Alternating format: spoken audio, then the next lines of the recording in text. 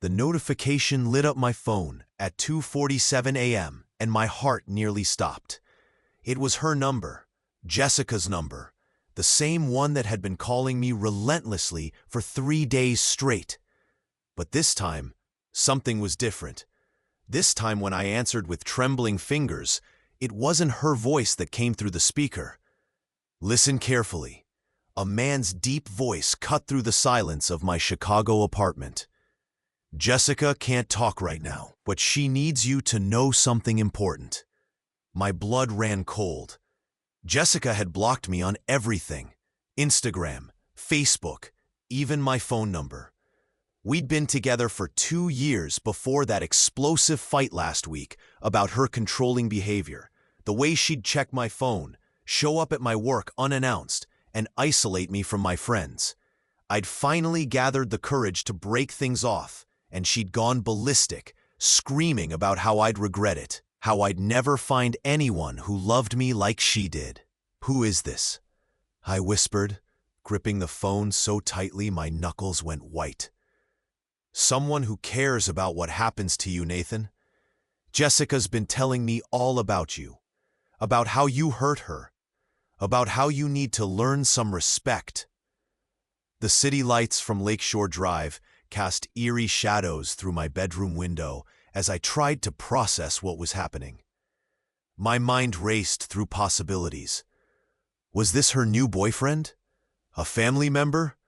Or something worse? "She's right here next to me," the voice continued, almost casually, "and she wants you to know that blocking her was a mistake. A big mistake. See, Nathan, guys like you think you can just walk away from girls like Jessica without consequences." I could hear muffled sounds in the background. Was that crying? My chest tightened as the weight of the situation began to sink in. This wasn't just some angry ex trying to get back at me. This was something much more dangerous. "What do you want?" I managed to ask, my voice barely above a whisper. "Oh, this is just the beginning, Nathan. Jessica and we're going to teach you what real commitment looks like." The line went dead, leaving me staring at my phone in the suffocating darkness of my apartment. My hands were shaking so violently I could barely hold the device.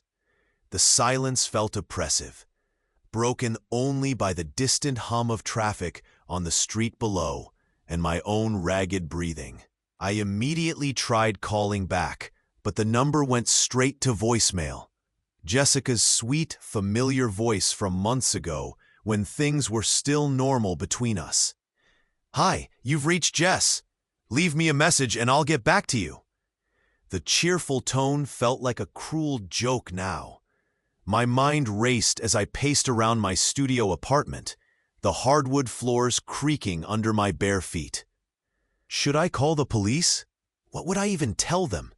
That my ex-girlfriend's phone was being used by some stranger who claimed she was with him?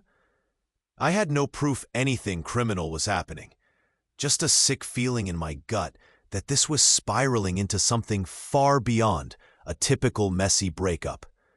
I grabbed my laptop and started searching through Jessica's social media profiles. Even though I knew she'd blocked me everywhere, but I could still see her public posts, her profile pictures. The most recent photo was from 3 days ago, the same day she'd started calling me nonstop. She was at Navy Pier with someone whose face was cut off from the frame.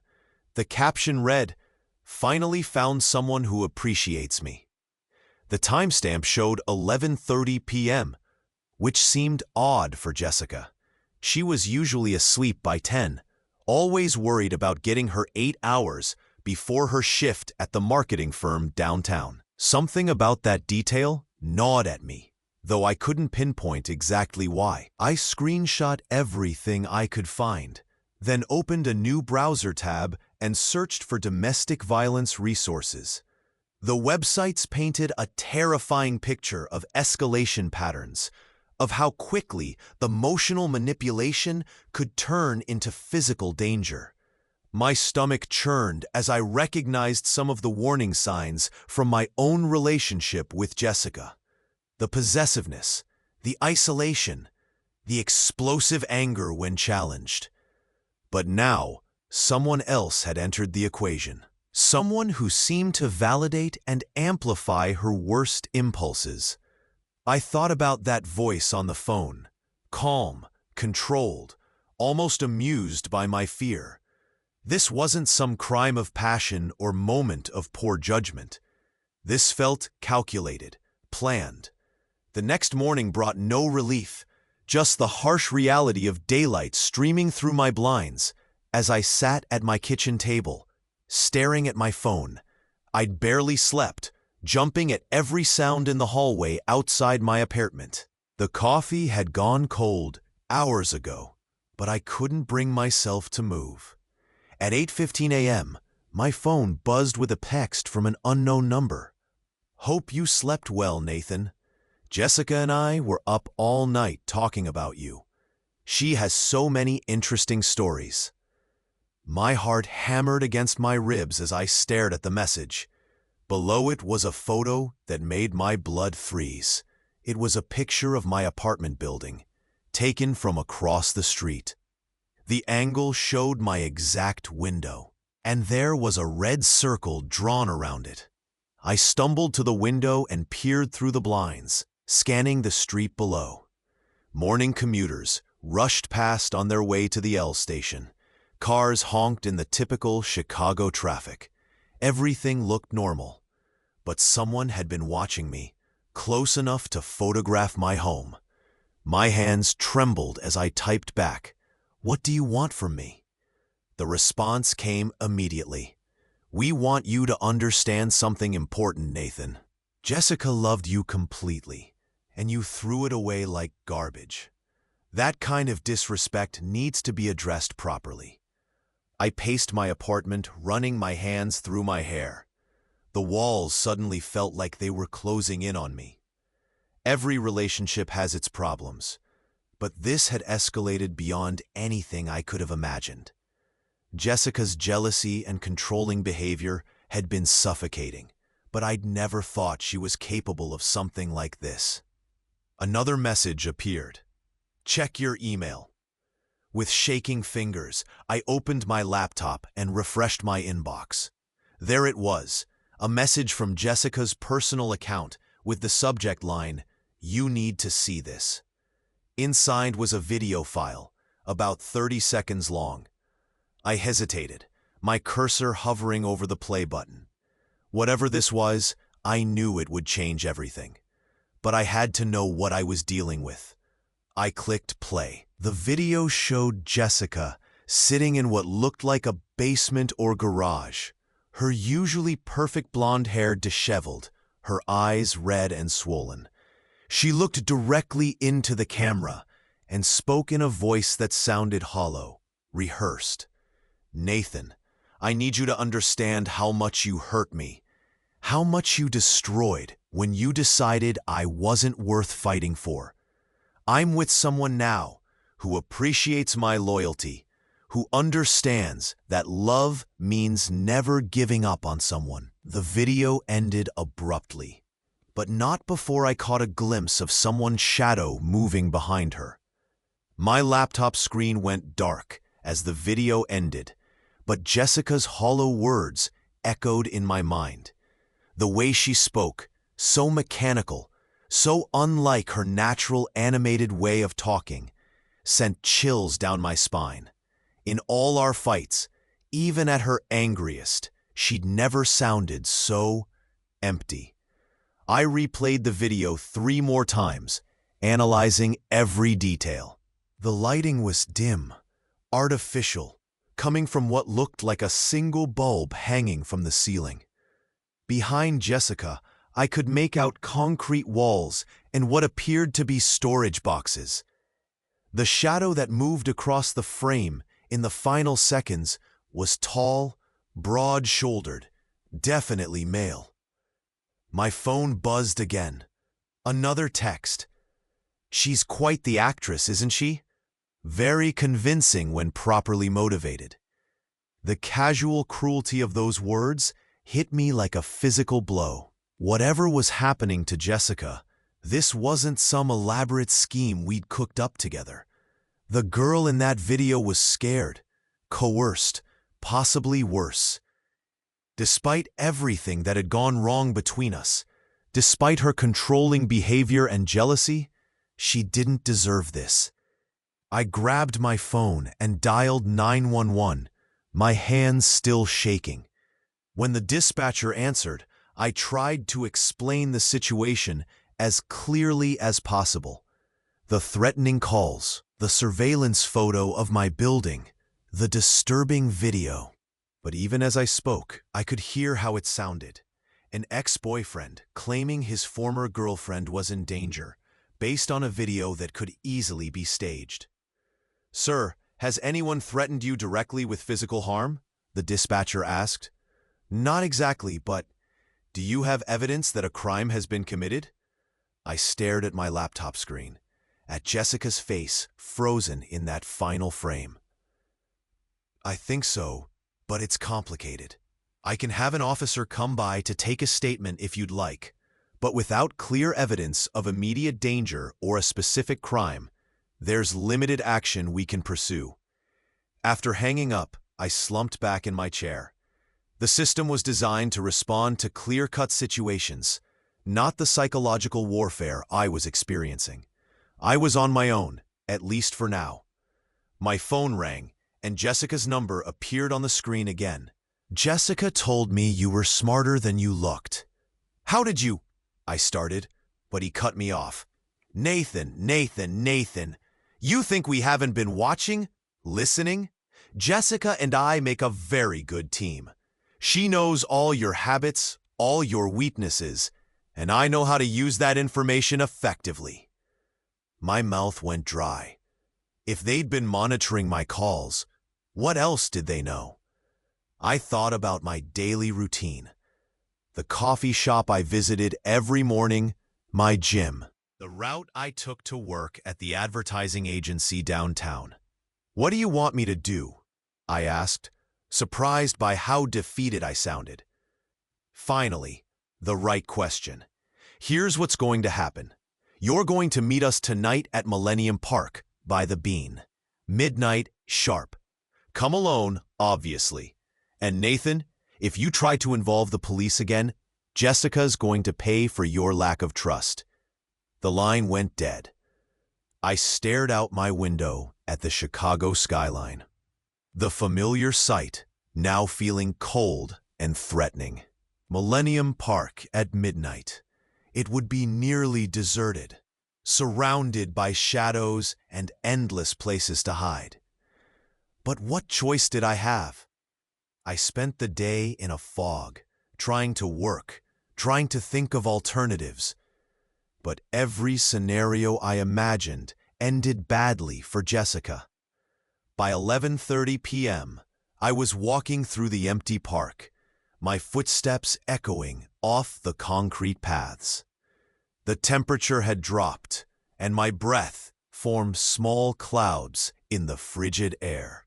A cloud gate sculpture loomed ahead, its reflective surface distorting the city lights into an abstract nightmare. I approached slowly, scanning the darkness for any sign of movement. Right on time came the familiar voice from behind me. I turned to see a man stepping out from behind a nearby tree.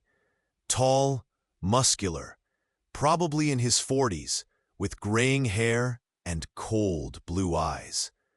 Next to him, Jessica emerged from the shadows. She looked smaller than I remembered, her face pale and drawn. "Hello, Nathan," she said quietly, her voice barely audible over the wind.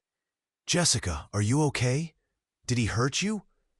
I took a step toward her, but the man raised his hand. "She's fine. Better than fine, actually. Tell him, Jess." Jessica's eyes met mine for the first time, and what I saw there wasn't fear. It was satisfaction, tinged with something darker. "I wanted you to understand, Nathan, what it feels like to be powerless, to have someone you care about controlled by someone else." The pieces suddenly clicked into place with sickening clarity. The rehearsed quality of her voice in the video, the way this man spoke about her choices, the timing of everything. Jessica wasn't a victim. She was a willing participant. "You planned all of this," I whispered. "Marcus helped me see things clearly," she said, nodding toward the man beside her. "How you never really committed to us. How you always had one foot out the door, ready to run when things got difficult." Marcus smiled, and I could see why Jessica had been drawn to him. He radiated the kind of confidence that could feel like strength to someone who'd been rejected and hurt. But underneath that charm, I recognized the same controlling tendencies that had driven me away from Jessica in the first place, just amplified and more dangerous. "So what happens now?" I asked, my voice steadier than I felt. "Now, you learn what real commitment looks like," Marcus said. "You're going to delete every contact in your phone except Jessica's. You're going to quit your job and find something where she can check on you regularly. You're going to prove that you can be the partner she deserves." The absurdity of it hit me all at once. Here I was, standing in the freezing Chicago night, being threatened by my ex-girlfriend and her new boyfriend because I'd had the audacity to end a relationship that was making me miserable. "No," I said simply. Jessica's face crumpled. "Nathan, please, we can make this work. We can be happy again." "Jess, what we had wasn't happiness. It was control disguised as love. And this," I gestured between her and Marcus, "this is just more of the same, except now there's two of you." Marcus stepped forward, his hands clenched into fists. "You think you can just walk away after everything you've put her through?" "Yes," I said, pulling out my phone. "I do, and I'm calling the police right now to report the harassment, the surveillance, and the threats. Jessica, you can choose to leave with me and get help, or you can stay with him and face the consequences together." For a moment, I saw the girl I'd fallen in love with 2 years ago, uncertain, vulnerable, caught between competing loyalties. But then Marcus put his arm around her shoulders, and her expression hardened again. "Call them," she said. "But remember, Nathan, I know where you live. I know where you work. I know every detail of your pathetic little life. This isn't over just because you make a phone call." As I dialed 911, I realized she was probably right. Some battles don't end with a single confrontation. But as the dispatcher answered, and I began explaining my location and situation, I also realized something else. I was no longer afraid. Whatever came next, I would face it on my own terms, without apology or compromise. The police arrived within minutes, their flashlights cutting through the darkness around Cloud Gate. Jessica and Marcus were arrested on charges of stalking and criminal harassment. As they were led away in handcuffs, Jessica turned back to look at me one final time. "You'll regret this, Nathan," she called out. "Maybe," I replied, "but not as much as I'd regret staying." 3 months later, I moved to Portland for a fresh start. Jessica was sentenced to community service and mandatory counseling, while Marcus received 6 months for his role in the intimidation campaign. Sometimes late at night, I still check my phone for unfamiliar numbers, still glance over my shoulder when walking alone. But I learned something valuable from that nightmare. Real love doesn't demand the sacrifice of your freedom, your friends, or your sense of self. It doesn't threaten or manipulate or control. And when someone shows you who they really are, believe them the first time. The rain in Portland feels different than Chicago's harsh winters. Cleaner, somehow, more honest. I've made new friends, started dating someone who encourages my independence rather than fearing it. And while I'll always carry the scars from those dark days, I no longer let them define my future. Some stories don't end with redemption or forgiveness.